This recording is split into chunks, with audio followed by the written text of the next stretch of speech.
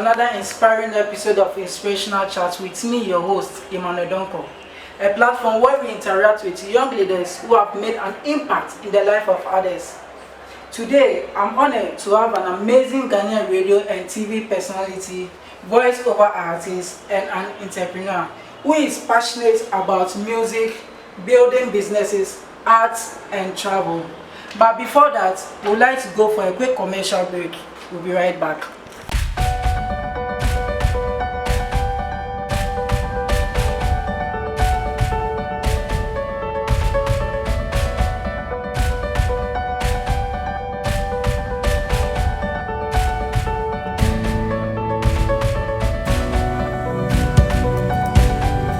Welcome to the show. Thank you very much. Thank you. How is life? Life is good. Considering everything that's happening, what's going on in the world, all the turmoil, the people who've lost their lives, the coronavirus, to still be able to do what you love doing and make the little progress you make, no matter how small it is. You have to be grateful for it and to an extent content with it. So I'd say life is good. Is Antoine your name? Antoine. What does it mean? So real name is Anthony. Anthony. Okay, then you shorten it Antoine. So Anthony is the French version of Anthony is Antoine. Okay. Back in school, I used to be very good at French. Okay. So instead of the teachers calling me Anthony, they called me the French version of my name, which was Antoine. So it stuck. And when I in turn, got into media, I was thinking of an AKA to use. And I decided to just settle with Antoine since it was something that the industry already knew me by. I thought, let's stick to that and then keep it Antoine Mensah. And it means the same thing anyway. It's not too far from my real name. So. Where did you school? Where did I school? Yeah. In Ghana, precisely, St. Teresa's, North Kaneshi, Presec, and then University of Ghana, Legon. Legon. Yeah. But are you a Ghanaian? 100% Ghanaian. 100% Both mom and dad. But I was blessed to have a father who worked with World Vision International. Okay. An NGO, so we traveled quite a lot. In the first decade and a couple of years of my life, we were moving around quite a bit. So because of that exposure, I was able to, meet different people from different cultures, get accustomed to that. And I think that in itself helped boost my interest, my open-mindedness, and the passion I have. So you stay with your father? Both my parents, both my parents, my whole family. Yeah. Okay. How do you describe yourself? Driven by passion. I'm artistic at heart. I love people. I love to help people. And I think I'm talented. So all these things coming together make me. Yeah. You have a PR of fame. Yeah. How did you start? So Tick, I've always been in a position to help people. Always been in a position to help people with ideas and how to break down those ideas. And finding myself in a career that is heavy on communication, which is radio, TV, blogging, even social media. I found that in helping people, there's a certain level of professionalism that I can add to it. Which is instead of just giving a strategy of, okay, you have an album out, how are you going to release this album, or you have this project, or you have this event, you have this business, how are you going to break communication? Instead of just doing that, there was an element of strategy, communication, and direction that I can add. And looking at that, those are the basic principles of public relations, helping a brand, a company, an individual navigate through, the community and the public space. I was like, hey, why not start a company based on that? I'd already started TIC as an events company, but why not add on? The TIC, what's the meaning? The full meaning? Talent, innovation, creativity. Talent, innovation, creativity. Yeah. I think there are three pillars of any creative. You have the talent, you need to be innovative enough to keep it going and keep it dynamic so it can move and adjust for the times and it can still thrive. And creativity is the basis of it all. You need to be creative to be able to stay relevant. How many artists have you worked with since you started your firm? So many. A lot. A lot. Officially and unofficially, I'd say. Ghana, Nigeria, Kenya, South Africa, and even in the UK. Yeah, I mean, mention a few names in Ghana. There's always been EL, there's been Chad Kwame, there's been Ifia, there's been Kojo Q, there's been Feli Nuna, there's been Trigmatic recently. Go to Nigeria, Timaya, through the Zone Agency, partners of mine. There's been Timaya, Good Girl LA, there's Mo Logo. Names, yeah. I think it's based on referrals, and the advantage I had was the industry I'm in and my profession. I'm already into radio. So when I do the interviews, a lot of times it's like, oh Antoine, I love the interview, I'm trying to do this. And then naturally, I'm always forthcoming with ideas on how they can do it. And it's also business, so when I give you the ideas and you want to execute it, well, I can help you do that. And then we do that as well. Now let's come to your radio career. Yeah. Tell us how you started. So straight out of Presec, I had a friend. I always tell this story. Her name was Isihama. We used to talk a lot, free night calls and all that. There was one night she said, you know, we do great on radio. She had an amazing voice as well, so we just played around with it. But all my life I've been keen on radio. I've always listened to radio. I've always followed radio from all over the world. But I never really thought to myself, I'm going to be in the studio. Okay. I just loved radio. I follow it, everything. Even when we came to Ghana, I do the same thing. I follow radio religiously. So we finished high school. I was at home doing my moves, my events, my business. So Issy Hammer got a job with Choice FM. Back then it was 102.3 FM. Now it's Kasapa 102.5 FM. So she got a job there where they were doing some rebranding. And then she said, hey, there's open space here for the drive time. I think you should bring in something and apply for it. So I did a demo immediately. I did a show called the 360 Jam Show.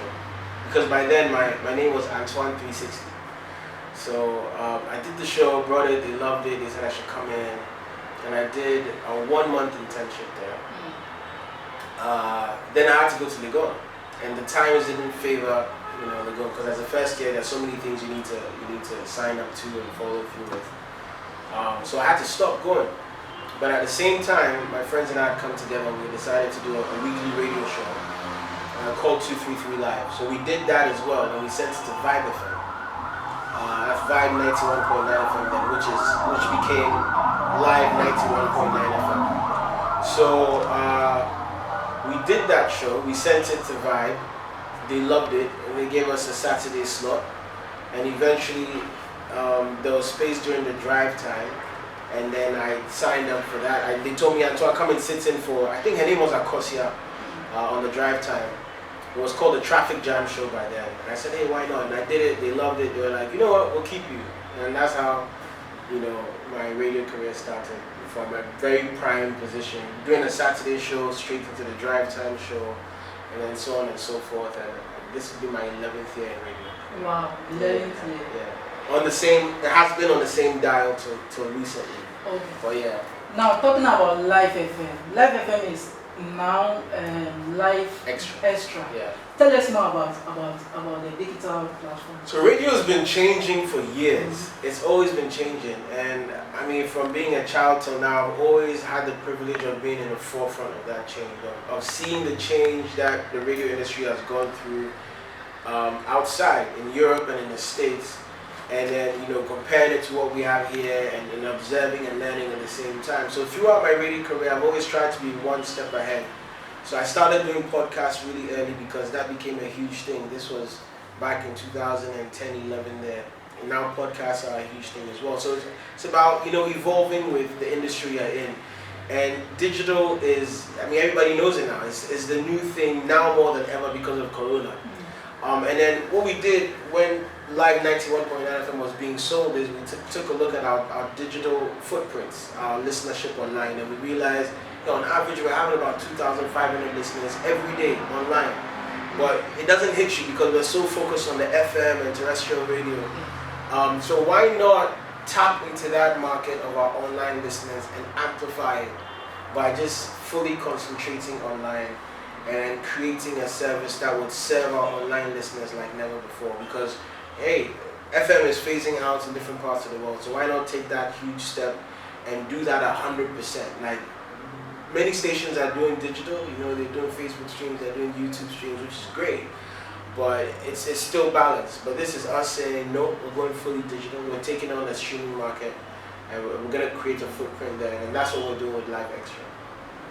You are the head artist relation and marketing for After Music. Yeah. How did you get that job? So now it's just artist relations head, but about 3 years ago, like I said, digital is everything. I've always had the passion. But are you still the head? I'm artist relations, not marketing. Okay. Yeah. Okay. So, I mean, people got the music scenes in Ghana have always been thriving, but the big challenge there was how artists make money from their music, and there was no solution to fix that problem that was localized. There's no local solution to fix that problem. So teamed up with a few colleagues, partners, there's Jefferson, Jerome from Tech Nation, there's Roland, there's Alvin and Kwame from BBNT Live. And together, eventually we created, it had several steps to it, but eventually we created what is After Music, a music streaming platform and sales platform for Ghanaian artists. So me getting that job was my contribution to the service from the get-go. You know, when you come together as partners, everybody has a strong point, their strength. And my strength was artist relations, marketing and communications. So that was my forte, that's what I brought to the table. And I did that for about 3 years. We're growing, we're expanding, other opportunities came, you know, so marketing, we've got new partners for marketing now, and I'm focusing on artist relations and working with the artists to help amplify their music and make sure that they're making as much revenue from it as possible.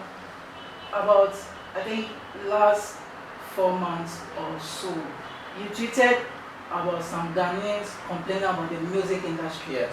And I would like to quote what you tweeted. You said, I see a few GH artists complaining about structure and support, yet the stress startup business go through to even get the attention and cooperation of some artists is ridiculous. Yeah.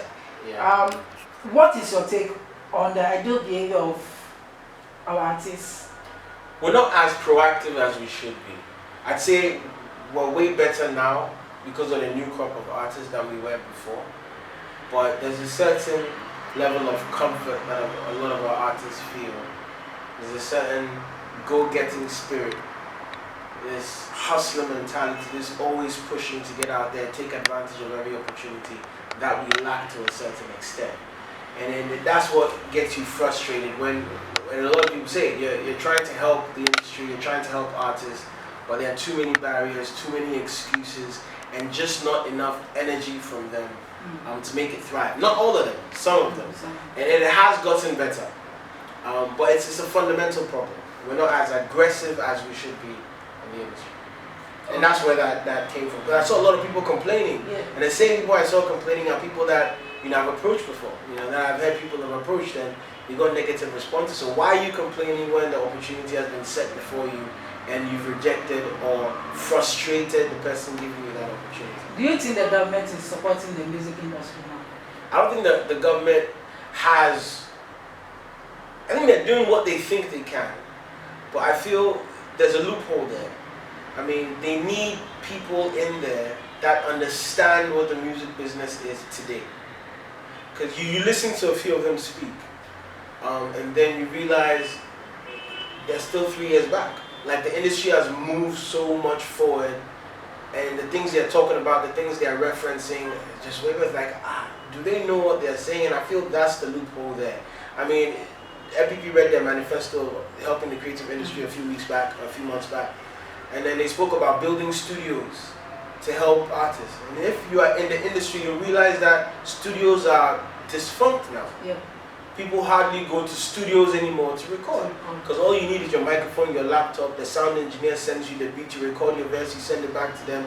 So the problem for artists, the challenge for them now isn't studio. It is not the studio, because they can record anywhere at any time. The challenge right now is probably the funding to market their music, the opportunities, the shows, the structures in place to make sure that they are being paid their worth, and not a studio. So I feel they've done what they think they can, but there's a lot more, and to move to the next phase of what they can do, they need to plug in people who know the business as it is today and are 2 or 3 steps ahead of the industry. We always need that. If you are given the chance to be the president of Musica, that is Musician Union of Ghana, Yeah. what would you like to bring on board? Because I've heard a lot of artists complaining about the past president, that is Obo, saying that they don't, the president doesn't support the industry. Yeah. I mean, let me say this first off. I've seen a lot of people bashing, Obo. I'm not defending him or anything, but I realize that there's a lot you can say when you're not in there. And I think that was the main problem, transparency. Possibly, I mean, things weren't as transparent, and the communication of what Musica is, what it stands for, and what it can do wasn't really laid out to the public for them to understand it. So the public, especially the artists who are up and coming, they see Musica as this is a body that's representing us 100%. They have the power to do A, B, C, and D. They're getting all this is not happening. But no, when you read more about Musica, and this is just the surface, you'll understand that Musica only represents people who are registered to Musica. So if you're not registered to Musica and you're complaining about it, then that's problem number one. So there's a lot of reading and research that needs to be done, and proper communication that wasn't done. So I mean, I was one of those doubters who said a lot every now and then, like, I doubt Musica, I don't have faith in it. But then I sat back one day and just did a bit of reading and research and realized there's a lot more to it than I know. And I think that's the approach that especially Ghanaian creatives and artists should take. Before they criticize, before they jump on the bandwagon, it should be, let me understand what it is and then go there. And I think as president, if I was ever president of Musica, I think one thing I would do is clearly communicate, let people know, and publicly make it intentional to let the creative industry know. So Obo wasn't communicating to. I don't think it was done well enough. In the latter stages, I know he's got a documentary that came out, but I don't think it was done well enough to the understanding of musicians. There was too much miscommunication. Too many artists, went on social media to say A, B, and C. And as fans of these artists, as passionate people of the industry, if you see your artist suffering and you hear them blame Musica, you're very likely to defend them, to take the side of the artist, blindsidedly. So I think communication was a big problem. And I think management as well, the representation of music. I've been to the office before, and it wasn't too much of an exciting experience. I got there and I was like, for a body that represents artists who have even registered, there's so many things that could have been done better. So branding is definitely key. Whether we like it or not, branding, what people see is what they're attracted to.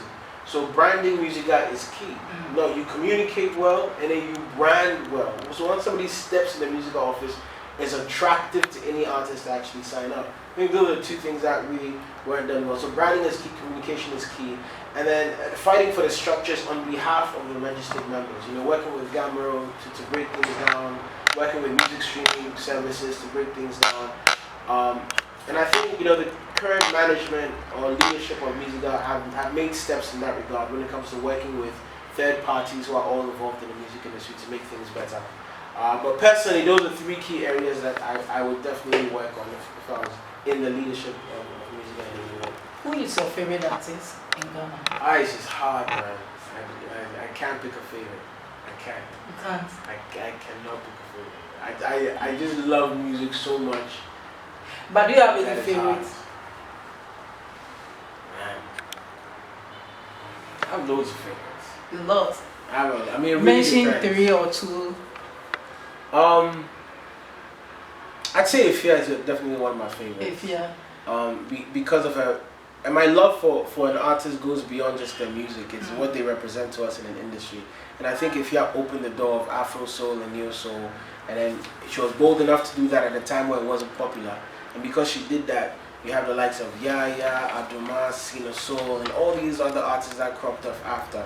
So big shouts to Ifya for that. I love Joe Metals' music as well. I think he does great in the gospel music space. I love Trigmatic's music. His transition from being a rapper to the soulful artist, the positive impacting artist he is today, speaks volumes. I love Kojo Q. Stonebwoy is an amazing artist. I've seen his growth from the get-go, and that speaks to you because when you listen to the inspirational songs that Stonebwoy has, it not only speaks to you from the lyric point of view, but you look at his life from whence he came to where he is now, and it even makes more sense. You get to appreciate and love him even more. I have a lot of appreciation for Shatta Wale as well. I mean, he came from, you know, a space where people, they'll ridicule you, they'll quickly rule you out, but he stood his ground and has been accepted, whether you like it or not. He's made his footprint in Ghana's music industry, and you have to love him. And I think that's something that every single musician worldwide should learn from. Believing in yourself and what you have to offer, so much so that other people in turn believe in you. The same people who were bashing him years ago, and the same people who love him and hailing him now. If you are given a chance to have a dinner with one of the artists, which one will you pick? Ha! With Ghanaian artists? Yeah, Ghanaian. I think Sarkodie. Sarkodie. Yeah. I think I have so many ideas, but there's also a lot I want to learn and see from him. He's in a position of such influence.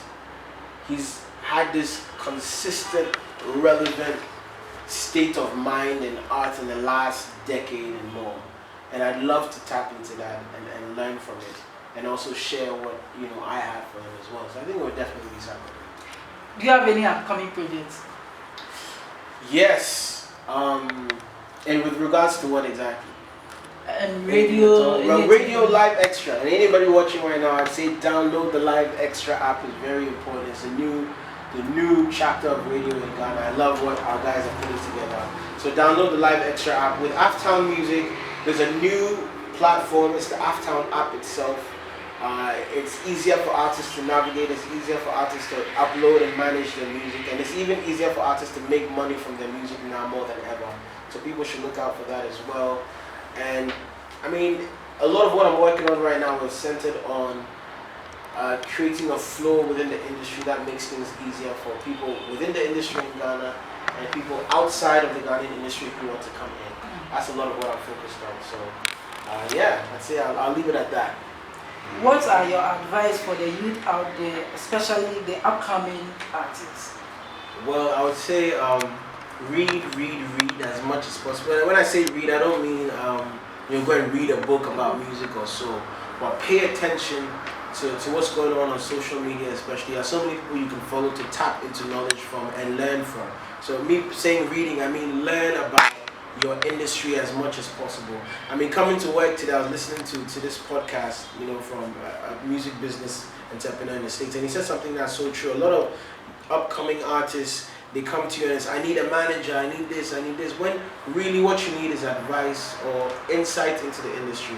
You need to know what's going on, you need to know how to put your music out there, so be thirsty for the knowledge. Don't enter blindsided. Don't go in with advice that was given to you 5 years or 10 years ago. Do some research, get the knowledge about your industry, and that will do a remarkable change for you in your career.